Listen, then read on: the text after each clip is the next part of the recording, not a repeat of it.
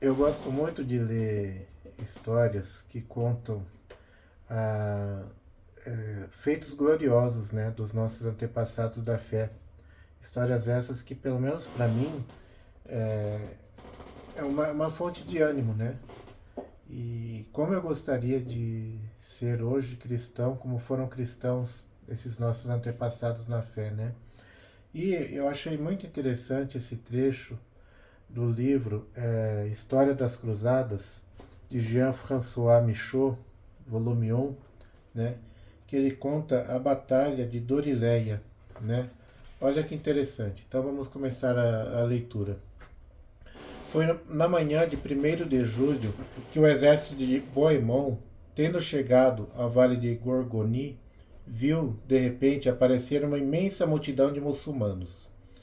Khalid Arslan, depois da derrota de Niceia, tinha reunido novas forças. À frente de um exército que os cronistas latinos dizem ser de 300 mil homens, o sultão de Niceia seguia os cruzados, esperando a ocasião de os surpreender e de fazê-los pagar caro a conquista de sua capital, que os cruzados tinham acabado de conquistar Niceia, né? A mesma Niceia onde teve aquele famoso concílio, né? Então, continuando. A divisão do exército cristão, em dois corpos, tinha lhe parecido propícia para um ataque. Ele havia escolhido a tropa menos numerosa como a mais fácil de vencer. O exército de Khalid Arslan estendia-se ameaçador nas alturas de Gorgone. A esse espetáculo, os cristãos surpreendidos hesitam, a princípio, mas Bohemond e o duque da Normandia ordenam a todos os cavaleiros que desçam dos cavalos e levantem as tendas. Em poucos instantes, o acampamento se estabelece à margem do pequeno rio que corre pelo vale. Ficava ele assim, defendido de um defendido de um lado pelo rio e de outro pelo pântano, coberto de juncos. Carros, paliçadas feitas com estacas que serviam para se levantarem as tendas, rodeavam o acampamento. Bohemond manda colocar as mulheres no centro, bem como as crianças e os enfermos. Determina aos da infantaria e aos cavaleiros os postos que devem defender. A cavalaria, dividida em 3 corpos, avança à frente do acampamento e prepara-se para disputar a passagem do rio. Um desses corpos era comandado por Tancredo e Guilherme, seu irmão. O outro pelo duque da Normandia e pelo conde de Chartres. Bohemond, que comandava o corpo da reserva, coloca-se com os cavaleiros numa elevação, de onde pode observar facilmente tudo e seguir os movimentos do combate. Antes de levantar as tendas, uma tropa de muçulmanos, descendo das montanhas, lançara sobre os cruzados uma chuva de flechas. Esse primeiro ataque foi corajosamente reprimido. Perseguidos pelos cavaleiros latinos, os turcos encontraram na fuga o seu costumeiro recurso. Tinham que subir elevações e os cristãos alcançaram-nos sem dificuldade. Assim, esse destacamento pereceu pela lança e pela espada. Os arcos e as flechas tinham se tornado inúteis nas mãos daqueles fugitivos, acuados ao pé do monte. Oh, quantos corpos caíram sem cabeça! Exclama uma testemunha muçulmana ocular. Quantos corpos caíram mutilados de diversas maneiras! Os inimigos que estavam atrás empurravam os da frente sob a espada mortífera dos nossos. Mas enquanto esse destacamento dos turcos sucumbia, uma multidão de muçulmanos, soltando grandes gritos, havia se precipitado do alto dos montes ao acampamento dos cristãos. O rio tinha sido vencido. As mulheres e as crianças, os velhos e os enfermos, os homens desarmados tinham caído sem resistência. Naquela espantosa desordem, os gritos e os gemidos dos peregrinos misturavam-se com o clamor dos bárbaros. Os turcos massacram tudo o que cai ao seu alcance. Poupam somente as mulheres belas e jovens, que destinam aos haréns. Se dermos crédito a Alberto Dex, as moças e as mulheres dos barões e dos cavaleiros preferiam, nessa ocasião, a escravidão à morte.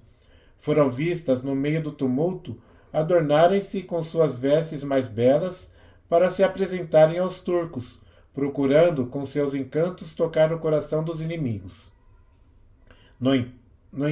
Entretanto, Bohemond veio socorrer os cristãos em seu acampamento e forçou o sultão a voltar ao seu exército. Vendo tantos cadáveres por terra, o príncipe de Tarento, diz-nos uma crônica, começou a lamentar-se e a pedir a Deus pela salvação dos vivos e dos mortos. Depois de ter deixado os cavaleiros em redor do acampamento para guardá-lo e defendê-lo, Bohemond foi reunir-se aos cristãos em luta com o inimigo. Alarmados pelo número de cristãos, estavam prestes a se entregar. O duque da Normandia tinha precedido Bohemond ao lugar do combate, arrancando das mãos o que o levava, o seu estandarte branco com bordados de ouro. Ele lançou-se ao meio dos muçulmanos, gritando: Deus o quer! Deus o quer! Venham comigo, Normandia! A presença daqueles dois chefes, os esforços de Tancredo, de Ricardo, príncipe de Salermo, de Estevam, conde de Blois, reanimam os guerreiros latinos. A enérgica coragem dos campeões da cruz resiste ao numeroso e potente exército de Kilit Arslan.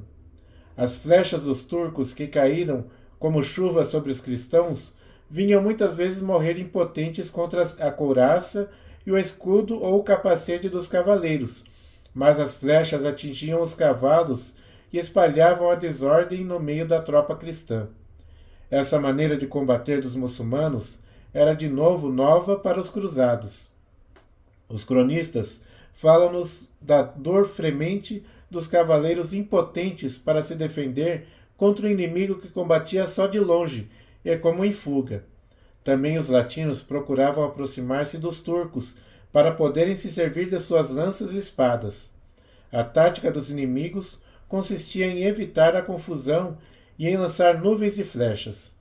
À medida que os cruzados apareciam diante deles, eles abriam suas fileiras, dispersavam-se para se reunir de novo, à distância, e lançar novos dardos. A rapidez de seus cavalos secundava-os em suas evoluções e impedia a perseguição dos cruzados. Nesse combate, onde a desigualdade das forças era tão grande, a bravura dos companheiros de Bohemond fez milagres. Tiveram que renunciar aos planos feitos antes da batalha. Cada chefe, cada guerreiro, tomava conselho de si mesmo e abandonava-se ao seu ardor. As mulheres que haviam fugido dos muçulmanos percorriam as fileiras cristãs, traziam água aos soldados, sufocados pelos ardentes raios de sol, e os exortavam a reanimar a coragem, para salvá-las da escravidão. Ninguém ficava inativo, diz-nos um cronista. Os cavaleiros e todos os que eram aptos para a guerra iam combater. Os padres e os clérigos choravam e rezavam.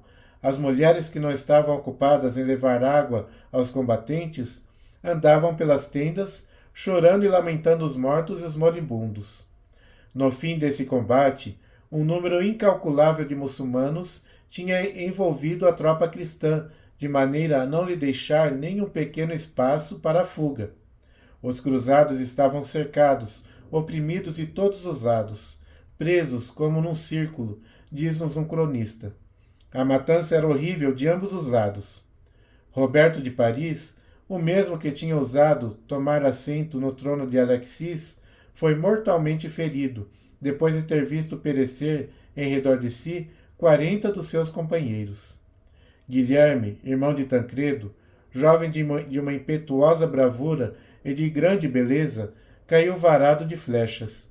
Tancredo mesmo, cuja lança estava quebrada e só tinha a espada como defesa, terminaria sua carreira no vale de Gorgone, sem o auxílio de Bohemond.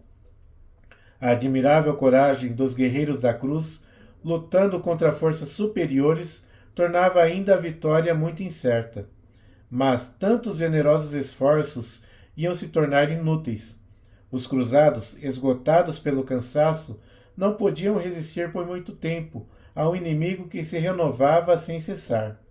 De repente, 1000 gritos de alegria anunciam Godofredo, que avançava com o segundo corpo do exército cristão. Desde o começo da batalha, Bohemond o havia notificado do ataque dos turcos. Arnoux, capelão do duque de Normandia, fora avisar Godofredo montando um cavalo veloz. O mensageiro tinha encontrado as tropas do duque de Lorena, a 2 milhas ao sul do vale de Gorgone. Os fiéis correram ao combate, diz Alberto Dex, como se tivessem sido chamados ao mais saboroso banquete. Quando Godofredo, o conde de Vermandois, o conde de Flandres, à frente de seu corpo de exército, apareceram nas montanhas, o sol estava na metade do seu curso e sua luz refletia-se nos escudos, nos capacetes e nas espadas nuas. Os estandartes estavam desfraldados. O ruído dos tambores e dos clarins repercutia ao longe. 40.000 guerreiros, recobertos de armaduras, empunhando suas armas, avançaram em ordem. Aquele espetáculo reanimou os cruzados, comandados por Bohemond, e lançou o terror no meio dos infiéis. Havia 5 horas que os companheiros do príncipe de Tarinto sustentavam todo o peso de uma batalha desigual. Godofredo, Hugo, Balduíno e Eustáquio, irmãos do duque de Lorena, seguidos por seus 40.000 cavaleiros de elite, voam ao campo cristão, rodeado de inimigos. Roberto, o monge, compara-os à águia precipitando-se sobre a presa, excitada pelos gritos de seus filhotes esfomeados. Os batalhões muçulmanos que receberam o primeiro ataque do duque de Lorena foram como atingidos por um raio. Os cadáveres amontoavam-se sob a espada dos francos. Os vales e as montanhas repercutiam com o eco dos moribundos e os gritos de alegria dos latinos. Ai daqueles que os francos encontraram por primeiros, diz a testemunha ocular, o monge Roberto. No momento, os homens se tornavam cadáveres. A couraça e o escudo não puderam protegê-los e os arcos e as flechas de nada lhes serviram. Os moribundos gemem, pisam a terra com suas botas ou mordem a erva caindo de bruços. Enquanto a tropa de Godofredo, unida de Bohemond, espalhava a confusão e a morte nas fileiras turcas, estes foram tomados de um repentino terror à vista de 10.000 homens da vanguarda que desciam da montanha, comandados por Raimundo e pelo bispo Ademar. Um estremecimento perpassou a multidão, diz um cronista, que citamos muitas vezes porque esteve presente à batalha. Os infiéis julgaram que os guerreiros choviam sobre eles do alto do céu, ou que saíam dos flancos da montanha de armas na mão. O sultão Khalid Arslan havia se refugiado no alto do monte com seus homens, esperando que os cruzados não ousassem persegui-los. Vã esperança! Godofredo, Hugo, Raimundo, Ademar, Tancredo, Bohemond e os 2 Robertos envolveram os montes onde o sultão se havia refugiado. Não foi somente nos vales que correu o sangue dos turcos. Os flancos e os vértices dos montes e das colinas enrubesceram-se, empapados com seu sangue. Por toda parte os cadáveres juncaram o chão. Um cavalo, correndo, mal podia ter um lugar onde colocar as patas. O combate durou até a noite e as últimas cenas dessa jornada foram uma espantosa matança. Senhores de campo inimigo, situado no lado norte do vale de Gorgone, os cruzados ali encontraram muitos víveres, tendas magnificamente adornadas, toda espécie de animais de carga e principalmente um grande número de camelos. Esses animais, que não eram conhecidos no Ocidente, causaram tanta admiração como alegria. Os cristãos montaram nos cavalos dos inimigos para perseguir os restos do exército vencido. As trevas começaram a cair sobre as colinas e o vale, quando os cruzados voltaram ao acampamento, carregados de presas e precedidos por seus sacerdotes, que cantavam hinos e loas em ação de graças. Os chefes e os soldados tinham se coberto de glória naquele dia. 1º de julho de 1097. Nomeados os primeiros chefes do exército, mas os cronistas citam ainda vários outros, como Balduíno de Beauvais, Galon de Calmon, Gastão de Béarn, Geraldo de Cherisy. Todos mostraram sua bravura por feitos que lhes merecerão, diz Guilherme de Tiro, uma glória eterna. O número de muçulmanos mortos na batalha ou na fuga é calculado em mais de 20.000 nas crônicas. Os cruzados perderam 4.000 de seus combatentes nos diversos grupos de combate. No dia seguinte à vitória, os cristãos foram ao campo de batalha para sepultar seus mortos. Os cantos dos sacerdotes e dos clérigos acompanharam aqueles funerais. Ouviam-se os gemidos das mães que choravam seus filhos e dos amigos seus amigos. O monge Roberto nos diz que os homens, capazes de julgar sensatamente as coisas, honraram a todos aqueles mortos como mártires de Cristo. Passaram, porém, muito depressa dessas cerimônias fúnebres aos transportes de uma louca alegria. Despojando os cadáveres dos turcos, disputavam seus hábitos manchados de sangue. No tripúdio do triunfo, ora os cristãos vestiam as armaduras dos inimigos e revestiam-se das amplas túnicas dos muçulmanos, ora entravam e sentavam-se nas tendas dos vencidos, zombando do luxo e dos usos da Ásia. Os que não tinham armas tomaram as espadas e os sabres encurvados dos turcos, e os arqueiros encheram as aljavas com flechas que recobriam a terra.